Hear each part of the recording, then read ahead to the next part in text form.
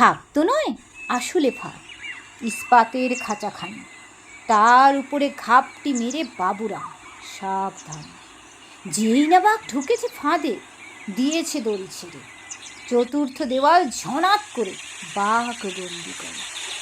সেই বাদাবন নদীর পার খাড়ি, মরা মাংসের মুখ যেখানে তীর তীর কাঁপে, দৃষ্টিহীন চোখও সেই কাঁপুনি মাটি।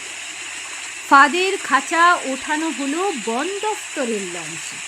বনকর্তা কার্তিক গায়েন বলেন, সারেন চলো একটু সমঝে, চিতুরি ফরেস্ট পেরিয়ে যাব শুশখ্যালির ট্যাকে।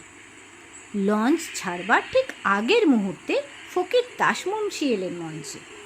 যাব আমরাও ওদিক পানে বাচ্চুর খোঁজে, আসলে সেই তো মারল হরিপদরে, তবে ভীষণ লড়াই দিলে ওর বউ লেখনি, আজ থেকে এ গায়ের রায় বাঘিনী।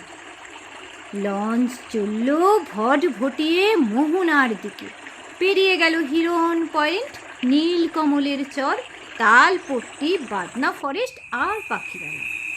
আকাশে তখন স্পষ্ট তারার মাল। আর একটু পর হবে ফিকে, আলো ফুটবার পালা। হঠাৎ করে যাকে বলে আউট অফ দ্য ব্লু 4-5টা নৌকা এসে ঘিরল বন লঞ্চটিকে।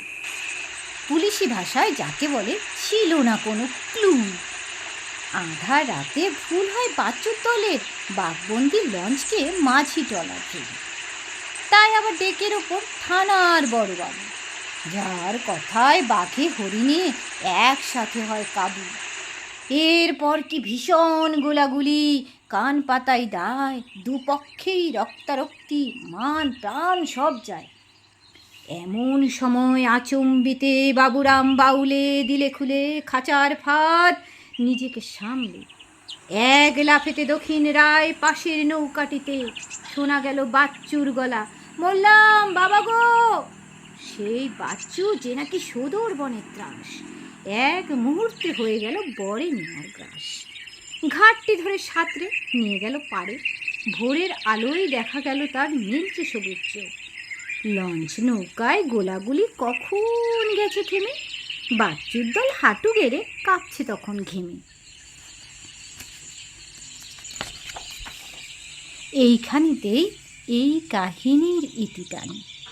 একটু হলেও স্বজন হারার বিষণ্ণতা জানে, কিন্তু কুমির, কামট, দক্ষিণ রায় যতদিন আছে, বনবিবির দেশের আয়ু ঠিক ততদিন বাঁচে।